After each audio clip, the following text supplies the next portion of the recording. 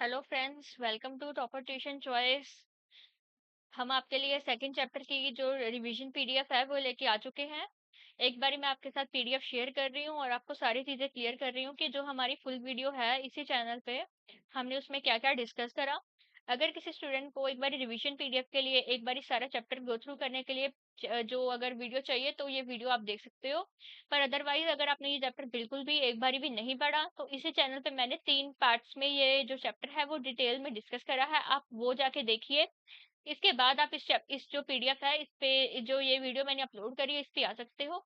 Otherwise मैं इसी जो चैनल में मैंने आपको लिंक शेयर करा है एक टेलीग्राम का। आप टेलीग्राम में हमारा जो ग्रुप है उसको ज्वाइन कर सकते हो और ये पीडीएफ मैंने वहाँ अपलोड कर दी है, आप उसको जाके देख भी सकते हो। ओके स्टूडेंट्स, हम ये पीडीएफ वीडियो स्टार्ट करने से पहले आपको एक बहुत इंपॉर्टेंट काम है कि जिस चैनल पे आप ये वीडियो देख रहे हो आप उसको सब्सक्राइब करिए, लाइक करिए और जितने भी आपके फ्रेंड्स के ग्रुप हैं उसको शेयर करिए ताकि हमारे लिए भी एक मोटिवेशन बना रहे, क्योंकि जितने ज्यादा व्यूज आएंगे हमारे उस पे उतना ही मोटिवेशन बना रहेगा कि जो बच्चे हैं वो हमारी वीडियोस को लाइक कर रहे हैं।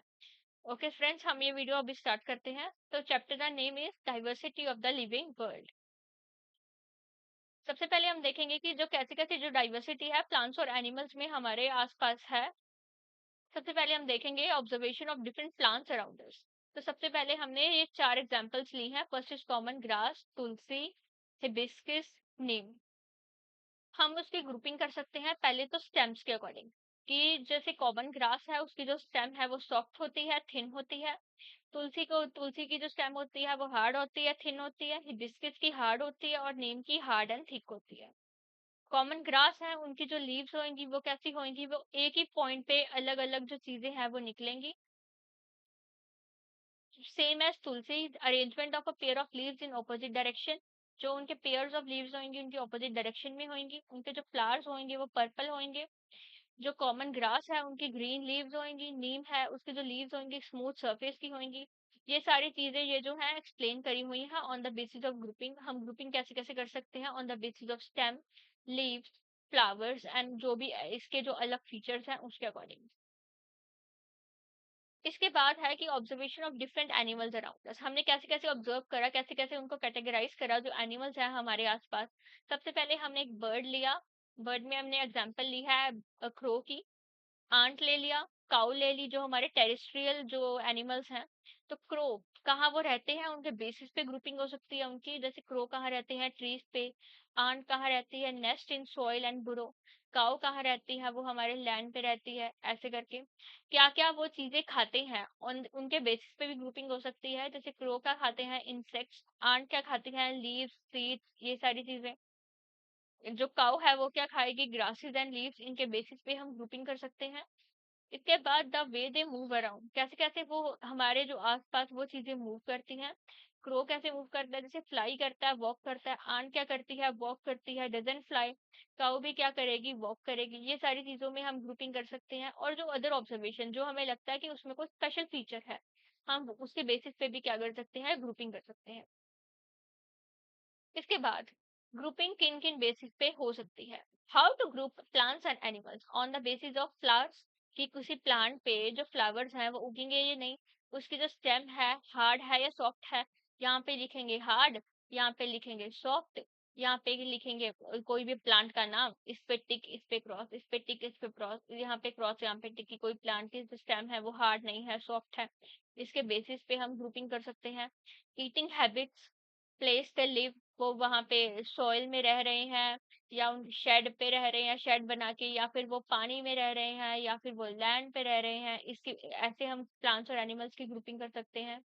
इसके बाद हाउ टू ग्रुप प्लांट्स, तो मैंने आपके यहाँ पे लिखा है कि on the basis of size, shape, colour, stem. ये जो स्टेम है वो हार्ड है सॉफ्ट है, कलर पिंक है रेड है, कैसा कलर है ग्रीन है, शेप कैसी है नीडल जैसी है, पाइन जैसी है या कैसी हार्ट शेप है, साइज स्मॉल है या लार्ज है। ऑन द बेसिस ऑफ विनेशन, विनेशन हम आगे जाके पढ़ेंगे कि जो प्लांट्स है प्लांट्स की ग्रुपिंग विनेशन के अकॉर्डिंग भी हो सकती है। Venation are of 2 types, reticulate and parallel. उसके बाद हम ग्रुपिंग कर सकते हैं on the basis of root. Root are of 2 types, tap root and fibrous root. इसके बाद हमारी ग्रुपिंग हो सकती है on the basis of seeds. तो हमारे सीड्स कौन से टाइप के बोल सकते हैं हम, डाइकॉट सीड्स, मोनोकॉट सीड्स। ये सारी बेसिकली ग्रुपिंग की टेक्निक्स है कि हम प्लांट्स को कैसे ग्रुप कर सकते हैं। ऐसे भी लिख सकते हैं कि यहाँ पे हम प्लांट्स के नाम लिखे, प्लांट 1 2 3 4 5 6, और यहाँ पे हम ग्रुपिंग कर सकते हैं कि ये जो प्लांट है पहले सीड्स के बेसिस पे, रूट के बेसिस पे, यहाँ पे हम लिख सकते हैं ये मोनोको, रूट इनकी मोनोकोट है, सीड्स इनके कैसे हैं, ये सारी चीजें हम इसके अकॉर्डिंग क्या कर सकते हैं, ग्रुपिंग कर सकते हैं। ये सारी चीजें मैंने एक्सप्लेनेशन, हमारे पूरी पीडीएफ, मैंने पूरा चैप्टर जो है दूसरी वीडियोस में बना के अपलोड कर दिया है। ये मैं फिर से बोल रही हूँ, this is only revision video. तो प्लीज अगर आप इसे देख रहे हो और आपने पूरी वीडियो नहीं देखी है तो पहले जाके वो वीडियोस देखिए, इसके बाद आप इस रिवीजन वीडियो को अप्रोच कर सकते हो। So next is grouping of plants on the basis of height and nature.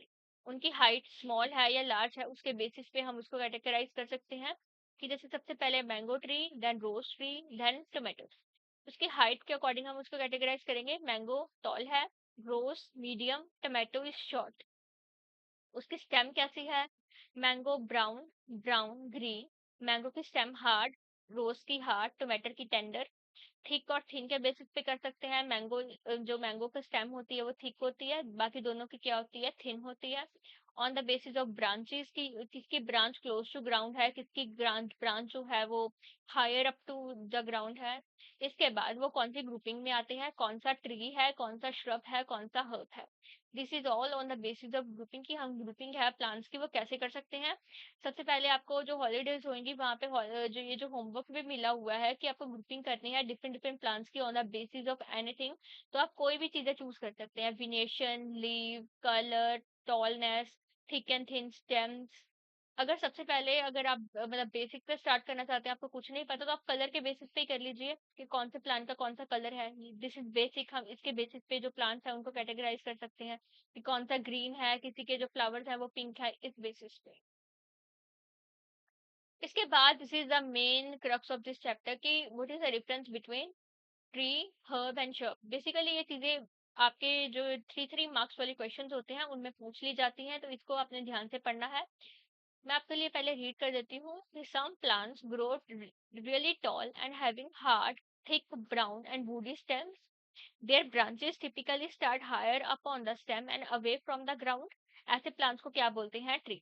Basically जो ट्री है उनकी जो ये करेक्टरिस्टिक्स बताई गई हैं, पहली बात वो चीजें टॉल होती हैं, सेकंड थिक होएंगी, थर्ड उसकी जो स्टेम जो ये जो चीज है उसकी क्या होएगी, ब्राउन होएगी, और उसकी वुडी स्टेम होएगी।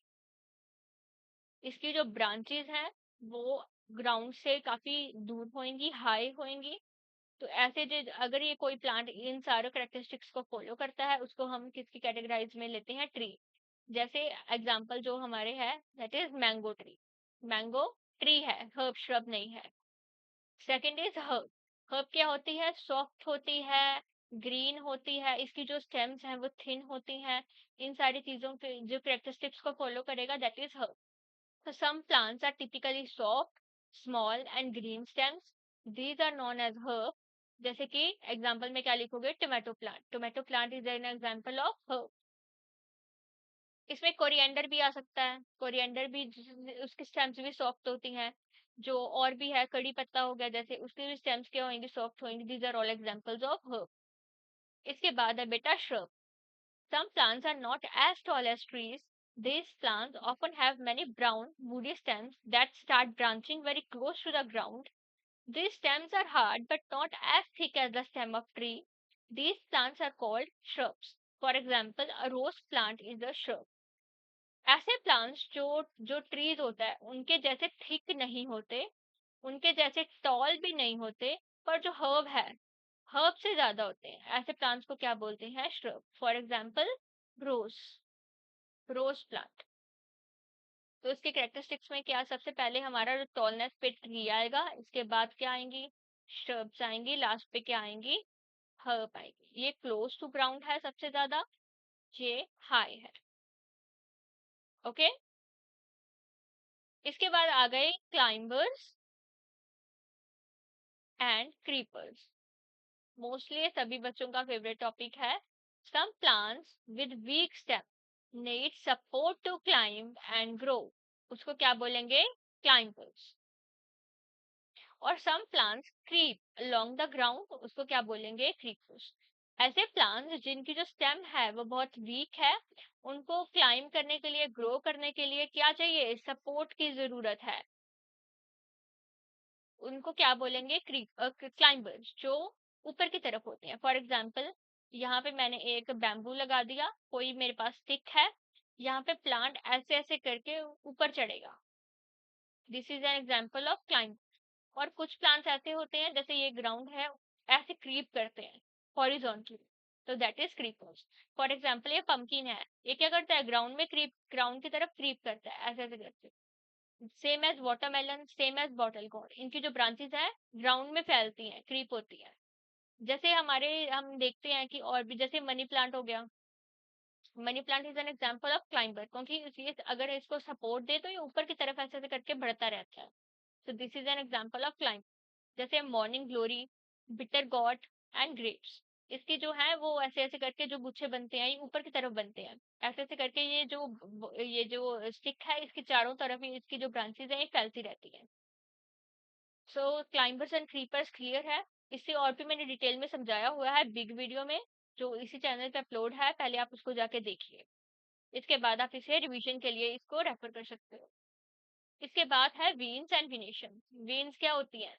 जैसे ये एक मेरे पास बिग सारी लीफ है, तो ये है हमारी लाइन ऑन लीफ. ओके. ये जो लाइंस है, हम इसको क्या बोलेंगे? वीन्स. और ये पैटर्न है ये सारा, इसको क्या बोलते हैं? हम विनेशन. ठीक है. विनेशन दो टाइप्स का होता है, रेटिकुलेट एंड पैरेलल. ठीक है. Thin lines, thin lines on the leaves of the plant, इसको क्या बोलेंगे? वीन्स. एंड ये जो सारा पैटर्न होगा, this pattern is known as venation. In some leaves, you can observe a net-like pattern of veins on both sides of a thick middle vein. This pattern is called reticulate venation. For example, leaves of hibiscus exhibit reticulate venation. कुछ अलग पौधों में, कुछ अलग पत्तों में हमें एक पैरेलल वेनेशन देखने को मिलता है. This pattern is known as parallel venation. For example, the leaves of the banana plants and the grasses exhibit. जैसे एक ये मान लो, एक ये पत्ता है, इसका जो पैटर्न समथिंग ऐसा है, फिर ऐसे जा रहा है, ऐसे इसकी लाइक नेट लाइक पैटर्न. तो अगर किसी का पैटर्न नेट लाइक है, तो उसको क्या बोलेंगे? रेटिकुलेट. ठीक है. इसका पैटर्न जो है वो पैरेलल नहीं है, it is like net like. एक बनाना लीफ है, उसका पैटर्न कैसा है? पैरेलल. यहाँ पे दिस इज पैरेलल वेनेशन. ठीक है. Like banana leaf exhibit parallel venation. जैसे जो हमारी ग्रास हो गया, ये बनाना लीफ हो गया, these are examples of parallel venation, and this hibiscus leaf is an example of reticulate venation. Okay. इसके बाद हमने पढ़ा रूट की दो टाइप्स होती हैं, first is tap root and second is fibrous root. The root of this plant consists of main root and a side small root arising from it. The main root is called tap root, and another example of the plant having tap root is hibiscus. For example, ये मान लो ground है, यहाँ के उसके ऊपर एक पौधा हमने उगाया. Suppose this is a mustard plant. Okay. तो इसकी जो रूट्स होती हैं, ये कैसी होंगी? सबसे पहले एक मेन रूट होगी, this is a main root. और ऐसे ऐसे कर इसी के साथ अटैच होंगी जो इसकी सबऑर्डिनेट रूट्स हैं, ऐसे ऐसे करके. तो इसमें क्या होएगा? एक मेन रूट होएगी और बाकी सारी जो है वो स्मॉल साइडेड अलग अलग टाइप्स की रूट्स होंगी, जो इसके मेन रूट के साथ अटैच हो. तो ऐसी रूट्स को क्या बोलते हैं? Tap root. इसमें एग्जांपल में आप क्या लिख सकते हो? हिबिस्कस और मस्टर्ड प्लांट. मैं एक बार दोबारा एक्सप्लेन कर देती हूँ difference between a tap root and a fibrous root. Tap root में क्या होता है, एक मेन रूट होती है, उस मेन रूट के साथ अलग छोटी छोटी रूट्स जो होती हैं वो अटैच होती है। ऐसे प्लांट्स को क्या बोलते हैं, ऐसे रूट्स को सॉरी क्या बोलते हैं, टैप रूट। फिब्रस रूट क्या होती है, एक ग्राउंड है, ऐसे करके एक मेन प्लॉट बनता है यहाँ पे, जिसके ऊपर ऐसे ऐसे करके एक पौधा है वो उगता है। और जो रूट्स है यहीं से अलग अलग होती हैं, यहाँ पे कोई मेन रूट का सिस्टम नहीं होता, यहाँ पे सभी स्मॉल स्मॉल रूट्स उसी मेन नोट से निकलती हैं। जैसे ये एक नॉट है, इससे स्मॉल स्मॉल रूट्स जो है वो निकल रही हैं। So this is an example of fibrous root. इसके एग्जांपल क्या है, ग्रास, कि ग्रास प्लांट है, उसकी जो स्मॉल स्मॉल रूट्स हैं वो नीचे निकल गई हैं। This is fibrous root. So the plant is common grass plant. The root of this plant appear as a bunch of similar sized thin roots arising from the base of the stem.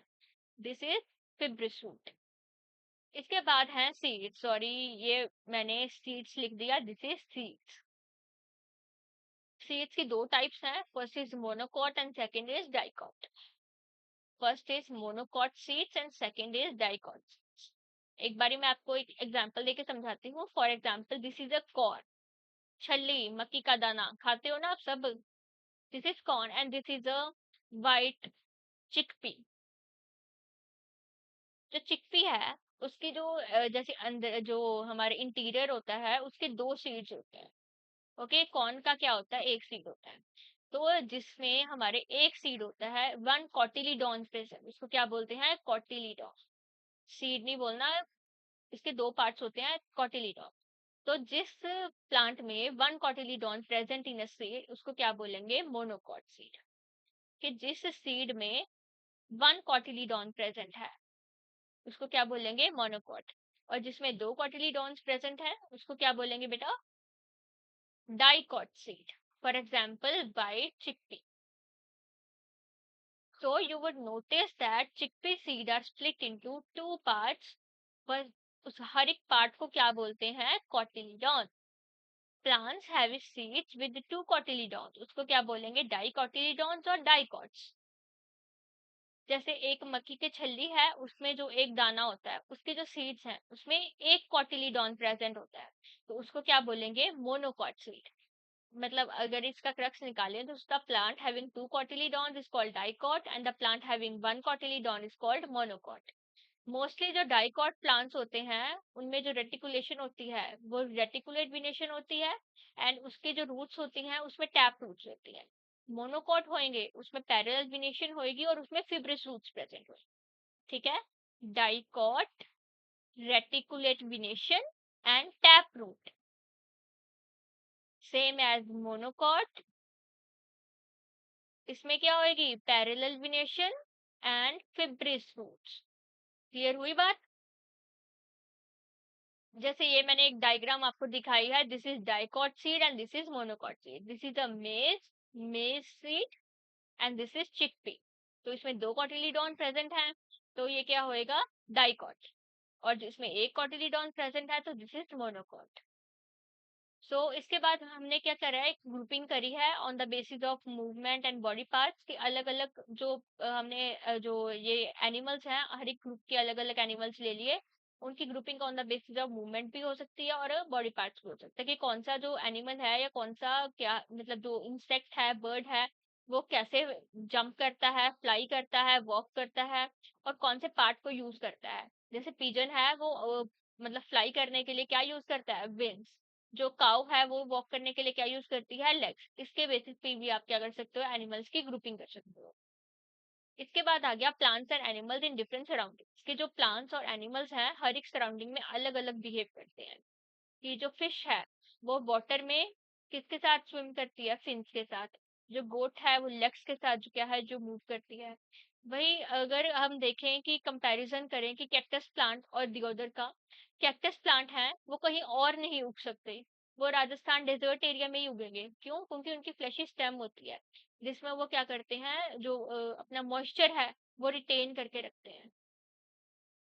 जियोदर plant उसको पानी ज्यादा चाहिए, वो dessert area में नहीं उग सकता, इसलिए वो मतलब वो कहाँ उगेगा, जो ऐसे जो एरियाज हैं जहाँ पे बर्फ पड़ती है, और उनकी शेप कैसी होती है, कोनिकल, ताकि अगर कोई बर्फ पड़े तो ऐसे कोनिकल सरफेस से ऐसे स्लाइड करके नीचे ग्राउंड पे आ जाए।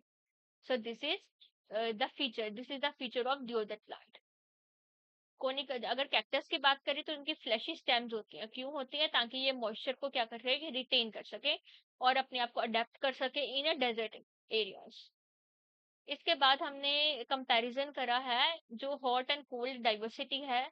एक बारी आप पढ़ सकते हो, बाकी ये चीजें जो है मैंने बिग वीडियो में समझा दी है, मैं ये दोबारा दोबारा यहाँ पे नहीं समझाऊंगी, आपके मतलब बेनिफिट के लिए ये स्लाइड मैंने अटैच कर दी है, आप जिससे नोट्स बना सकते हो। इसके बाद है camel in hot desert and cold desert, कि जो कैमल है होता हॉट डिजर्ट एरियाज में है और कोल्ड एरियाज में भी होता है, पर दोनों के फीचर्स हैं वो अलग अलग होते हैं। कि जैसे हॉट एरियाज का कैमल है वो आपको अलग दिखेगा, कोल्ड एरियाज का अलग दिखेगा, ऐसा क्यों? फॉर एग्जाम्पल ये देखो, दिस इज हॉट एरिया जो राजस्थान में कैमल पाया जाता है, और ये लद्दाख में जो कैमल पाया जाता है। सबसे पहले जो कैमल राजस्थान में पाया जाता है उसकी जो हम्प है वो एक होता है, और यहाँ इसके हम क्या होते हैं, दो होते हैं। सेकेंडली जो ये राजस्थान में जो कैमल पाया जाता है उसकी जो लेग्स हैं ये क्या होती हैं, हाई होती हैं, हाई टू ग्राउंड होती हैं। और इसकी जो लेग्स हैं ये क्या होती है, शॉर्ट होती हैं। ऐसा क्यों होता है, इसके पीछे रीजन क्या है? So in desert, food is not available.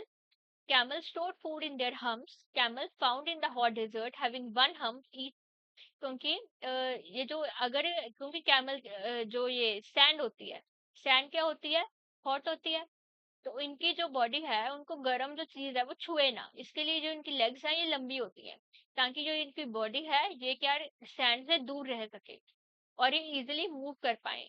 और इनके जो हूव्स होते हैं ये भी क्या होते हैं, वाइड होते हैं, ताकि ये इजिली सैंड पे मूव कर सके। ये मतलब इनके जो पैर हैं ये रेत में धंस ना जाए, अंदर ना चले जाए, डीप ना हो जाए इनके पैर, इसीलिए जो इनके लेग्स हैं उनको वाइड रखा जाता है, और इनके जो लॉन्ग रखा जाता है, और जिनको पैर होते हैं उनको वाइड रखा जाता है। रखा क्या जाता है, मतलब वो अडेप्ट करते हैं अपनी बॉडी पार्ट्स उस कंडीशन में रहने के लिए। वही अगर देखा जाए तो जो कैमल होता है जो कोल्ड डेजर्ट्स में पाया जाता है उसकी जो ये जो उगे हुए हैं ये इसके हम्स हैं, इसके दो होते हैं, और ये जो इसकी टांगे हैं, लेग्स हैं, वो शॉर्ट होती हैं। क्यों? क्योंकि अगर इसकी लेग्स शॉर्ट होंगी और जो इनके पैर हैं ये क्या होंगे, बिग होंगे, तो इनको चलने में क्या होएगा, इजी होएगा इन ऑन स्नो। एक बार हम इसको पढ़ लेते हैं कि camels found in cold deserts having two humps, ये इनके कैरेक्टरिस्टिक्स हैं। These two humps shrink in late winters because there is no much food available in the cold desert, and they have to use food store in their humps during that time. ये दोनों जो humps हैं इनमें food store करते हैं ये। Moreover, they grow long hairs from head to neck which helps them survive in cold deserts. इनके ये जो बाल हैं ये ज्यादा उगा लेते हैं, ताकि अगर कोई एटमोस्फियर में ज्यादा ठंडी पड़ रही है तो इनके स्किन को ठंड ना लगे। अगर ये इनको लॉन्ग लॉन्ग हेयर्स उगा के रखेंगे तो ये इनको क्या करेंगे, थोड़ी सी हॉटनेस प्रोवाइड करेंगे, ताकि ये ठंडे टेम्परेचर में इजिली सरवाइव कर पाए। इसके बाद है रोडोडेंड्रॉन्स। ये एक तरीके का ट्रीज होता है जो अलग अलग एरियाज में जो है इनकी जो ये जो मतलब इनके करेक्टरिस्टिक्स हैं ये अलग अलग होते हैं। जैसे जो रोडोडेंड्रॉन नीलगिरीज में केरला में उगते हैं, उनके जो हाइट है, उनकी हाइट क्या होती है, टॉल होती है। लीव्स जो है उनकी स्मॉल होती हैं। Rhododendrons in Shola forest of Nilgiris are of short height and have small leaves to survive through the hot heavy wind on mountain tops। ठीक है, और जो रोडोडेंड्रॉन्स जो सिक्किम में पाए जाते हैं उनकी जो हाइट है वो क्या होती है, टॉल होती है।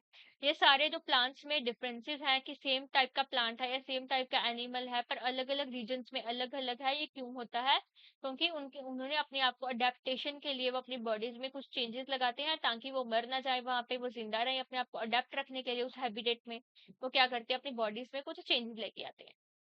इसके बाद है अडेप्टेशन। अडेप्टेशन क्या होती है कि the special feature that plant and animals sorry the plants and animals to survive in a particular region, कि जो चीजें वो अडॉप्ट करते हैं अपनी बॉडी में, वहां के जो फीचर्स हैं, वहां की जो टोपोग्राफी है, वहां अपने आप को जिंदा रखने के लिए, वहां अपने आप को लिव रखने के लिए, लाइव रखने के लिए, तो ये क्या करते हैं, अपनी बॉडीज में कुछ चेंजेस लेके आते हैं, उसको हम क्या बोलते हैं, अडेप्टेशन।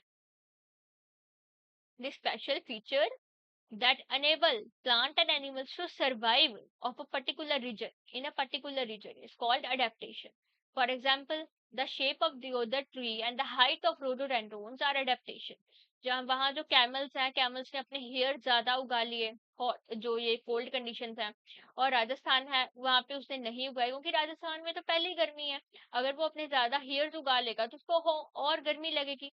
तो वहां पे कैमल्स हैं, उनके हेयर ज्यादा ग्रो नहीं होते। जो कोल्ड कंडीशन में है उसके जो हेयर्स हैं वो ज्यादा होते हैं। क्यों होते हैं? क्योंकि वहां पे क्या है, ठंडी है। वहां पे अगर हम देवदार ट्री और रोडोडेंड्रॉन्स की बात करें तो सिक्किम में टॉल है। और ये जो केरला है, केरला में जो रोडोडेंड्रॉन्स हैं उनकी हाइट शॉर्ट है। ये क्यों है? ऐसा नहीं है कि ये पहले से, मतलब इन्होंने अपने आप को अडेप्ट करा हुआ है उन्हें उस पर्टिकुलर कंडीशन से रहने के लिए। इसके बाद है हैबिटेट, कि हैबिटेट कहाँ है, वो कैसी प्लेस पे रह रही हैं। The place where animals and plants live, उसको क्या बोलते हैं? हैबिटेट। फॉर एग्जाम्पल जो सी टर्टल्स हैं वो सी और ओशियन में रहते हैं, ये उनका हैबिटेट है। हैबिटेट कैमल का क्या है? Hot and cold deserts. Habitat rhododendrons का क्या है? माउंटेन्स। ऐसी सारी चीजें। अगर हम हैबिटेट्स को डिवाइड करें तो ये दो टाइप्स के होते हैं, टेरेस्ट्रियल और एक्वेटिक। टेरेस्ट्रियल हैबिटेट क्या होता है? लैंड, जो चीजें जमीन पे रहती हैं। और एक्वेटिक क्या होता है? वाटर, जो चीजें सी या ओशन में रहती हैं, उसको क्या बोलते हैं? Aquatic habitat. और जो लैंड पे रहती हैं चीजें उसको क्या बोलते हैं? Terrestrial. And there is also other word, amphibians. Amphibians क्या होते हैं? वो चीजें जो लैंड पे भी रह सकती हैं और पानी में भी रह सकती हैं। For example frog. फ्रॉग मतलब और भी बहुत सारी स्पीशीज है। फ्रॉग है जो पानी में भी रह सकता है और वो लैंड पे भी रह सकता है। तो ऐसी स्पीशीज को हम क्या बोलते हैं? एम्फीबियंस। इसके बाद है एक स्मॉल सा टॉपिक है सैक्रेड ग्रूव्स। सैक्रेड ग्रूव्स क्या होता है? Undisturbed patches of forest. Their size में vary from quite small to very large. Sacred groves are found all over India. They are home of different kind of plants and animals. यहाँ पे medicinal plants भी पाए जाते हैं। They are protected by local community and no one is allowed to harm any animal and to cut a tree in their groves। मतलब यहाँ के ये जो, ऐसा लगा लो ये अनडिस्टर्ब्ड एरिया है। जो वहाँ की लोकल कम्युनिटी है वो क्या करती है? प्रोटेक्ट करती है। यहाँ डिफरेंट डिफरेंट टाइप के मेडिकल प्लांट्स जो है वो पाए जाते हैं, और यहाँ जो प्लांट्स और एनिमल्स हैं विदाउट एनी डिस्टर्बेंस ये यहाँ पे रहते हैं। ये सारी चीजें वेस्टर्न घाट और साउथ की साइड काफी ज्यादा है। The way sacred groups of a community protected treasure of biodiversity. यहाँ की जो लोकल कम्युनिटीज हैं, लोकल ट्राइब्स हैं, ये जो है इस चीज को क्या करती हैं? प्रोटेक्ट करके रखती हैं। मतलब बेसिकली अगर हम एक एक लाइन में इसको क्रक्स क्रक्स दें तो sacred groups are undisturbed patches of forest. जो उसका ध्यान कौन रखता है? हमारा जो वहाँ की लोकल कम्युनिटी है वो इसका ध्यान। ओके फ्रेंड्स, ये चैप्टर है जो पूरा हो चुका है। इसके बाद मैं तो यही सजेस्ट करूंगी कि जो पहले YouTube पे मैंने बिग वीडियोस डाली हैं इसी चैप्टर की, जो मैंने बुक से पढ़ाया है आप उसको पढ़िए। इसके बाद रिवीजन के लिए आप इसको रेफर करिए इस वीडियो को। और जाने से पहले आप पहले जिसने जिसने इसको सब्सक्राइब नहीं करा पहले इसको सब्सक्राइब करिए, लाइक करिए, अपने जितने भी फ्रेंड्स के ग्रुप हैं वहां पे इसको शेयर करिए।